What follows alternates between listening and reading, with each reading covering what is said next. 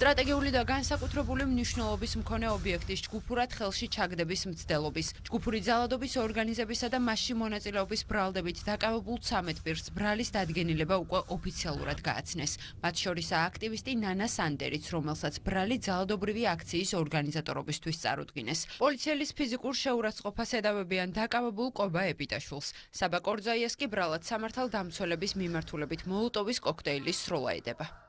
პრეზიდენტის ადმინისტრაციის მიმდებარე ტერიტორიაზე ერთ-ერთმა დაკავებულმა კობა ეპიტაშვილმა პოლიციელს მიაყენა ფიზიკური შეურაცხყოფა, ხოლო საბა კორძაიამ წესრიგის აღსადგენად მობილიზებული სამართალდამცავების მიმართულებით ისროლა ეგრეთ წოდებული მოლოტოვის კოქტეილი. ჩადარებული გამოძიებით ასევე იდენტიფიცირებულია ზემოაღნიშნული დანაშაულებრივი ქმედების ჯგუფური ძალადობის კიდევ ერთი ორგანიზატორი ნანა სანდერი. იგი სოციალური ქსელის გამოყენებით აქტიურად ახდენდა ძალადობრივი ქმედების განხორციელების ორგანიზებასა და ძალადობისაკენ მოწოდებას, უზრუნველყოფდა დანაშაულებრივ ქმედებაში მონაწილე პირთა საჭირო ეკიპირებისა და აღჭურვილობის შესაძენად ფულადის ახსნების მობილიზებას, ასევე გასცემდა მითითებებს სამართალდამცავების წინააღმდეგ ეფექტურად დაპირისპირებისათვის საჭირო გარემოებებთან დაკავშირებით. ხელისუფლების დამხობის აქციაში მონაწილე პირების უმრავლესობა წარდგენილ ბრალდებას არ ეთანხმება. აქციაზე ყოფნას ადასტურებენ. პრეზიდენტის სასახლეზე შტურმში მონაწილეობას კი არა. ერთადერთი, ვინც წარდგენილ ბრალდებას ჯერ არც უარყოფს და არც ადასტურებს, დაკავებული ნიკა გვენცაძეა. თუმცა მისი ადვოკატი სახელმწიფო ბრალდებისგან მეტ კონკრეტიკას ელის. ამ ეტაპზე მოკლებული ვარ შესაძლებლობას რაიმე პოზიცია გამოხატოთ აღიარებასთან, ქმედების უარყოფასთან დაკავშირებით.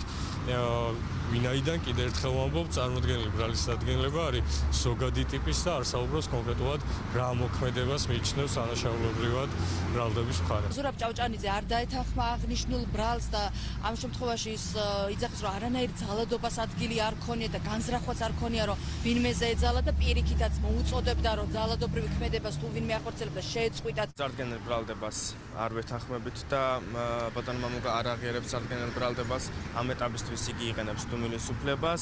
ეგრეთ წოდებული მშვიდობიანი დამხობის მომხრეებმა 4 ოქტომბერსაც ხელისუფლების ძალადობა დაინახეს. აქციის მონაწილეების კი ვერა, რაც გახარიას გუნდიდან მათ პასუხისმგებლობის არიდების მცდელობად შეუფასეს. უნდა დადგეს როგორც ორგანიზატორების პასუხისმგებლობა, ასევე იმ პარტიების პასუხისმგებლობა გულისხმობ როგორც ნაციონალურ მოძრაობას, ასევე ახლების წარმომადგენელ პოლიტიკოსებს, რომლებიც ახლა გამოდიან და ცდილობენ, რომ თავიდან აირიდონ იმ პასუხისმგებლობას. ყველა ეს ადამიანი, რომელსაც ახლა რეჟიმი აკავებს, არის რუსული საოკუპაციო რეჟიმის ტყვე. ეს ადამიანები იბრძოდნენ საქართველოს თავისუფლებისთვის, საქართველოს ევროპული მომავლისთვის, რომლის სრული უფლებაც მას ჰქონდათ. და ამ ტყვეების აყვანაზე, რაც ახლა მიმდინარეობს, პასუხისმგებელი არის მხოლოდ და მხოლოდ ბიძინა ივანიშვილი. მოველი რომ რეჟიმი დააკავებს კიდევ ძალიან ბევრ ადამიანს, იმიტომ რომ ეს რეჟიმი ცდილობს რომ ჩაახშოს თავისუფალი, კრიტიკული, განსხვავებული ხმა. კადრებში ასახული დანაშაულის პოლიტიკური განცხადებებით გადაფარვის ოპოზიციურ მცდელობას მმართველი გუნდი უმძიმეს ფაქტს უწოდებს. ქართულ ოცნებაში კვლავ იმ საფრთხეებზეც საუბრობენ, რომელიც სამართალდამცველებმა ქვეყანას აარიდეს. არავინ არ გვემეტება ციხისთვის და ვაფრთხილებდით, რომ არ გადაედგათ კანონსაწინააღმდეგო ნაბიჯი. თუმცა ეს გააკეთეს თავიანთი გადაწყვეტილებაა, ხო, ჩვენს გადაწყვეტილებებში ყველა თავისუფალი ვართ და ეს არის მათი არჩევანი. შესაბამისად სახელმწიფოს მხრიდან მოყვება ძალიან მკაცრი რეაგირება. 4 ოქტომბერს იყო დიახაც რომ გარედან დაფინანსებული, გარედან მართული და დაგეგმარებული რევოლუციის მცდელობა, დარწმუნებული ვართ რომ იქნება შესაბამისი ბრალის სტანდარტი, ყველა იდენტიფიცირებული დამნაშავის მიმართ იქნება ბრალი წარდგენილი. ამ ნიანგის ცრემლების არჯერა არავის აბსოლუტურად არავინ არ არის. მსხვერპლი აქ არის ერთადერთი ჩვენი ქვეყანა, რომელიც შეიძლება მსხვერპლი გამختارიყო ბედურების ფონზე, რასაც უხადდნენ ეს უსამშობლო მოვალეთა ადამიანები საქართველოს. 4 ოქტომბრის ძალადობრივი აქციის საქმეზე დაკავებულთა რაოდენობა 36-მდე გაიზარდა. მათ ნაწილს აღკვეთის ღონისძიების სახით პატიმრობა უკვე შეეფარდა. ნაწილი კი სასამართლოს მოლოდინშია. ხელისუფლების დამხობის მცდელობის ფაქტზე კი გამოძიება ისევ გრძელდება და არაა გამორიცხული, რომ ბრალდებულთა და დაკავებულთა წრე კიდევ გაფართოვდეს.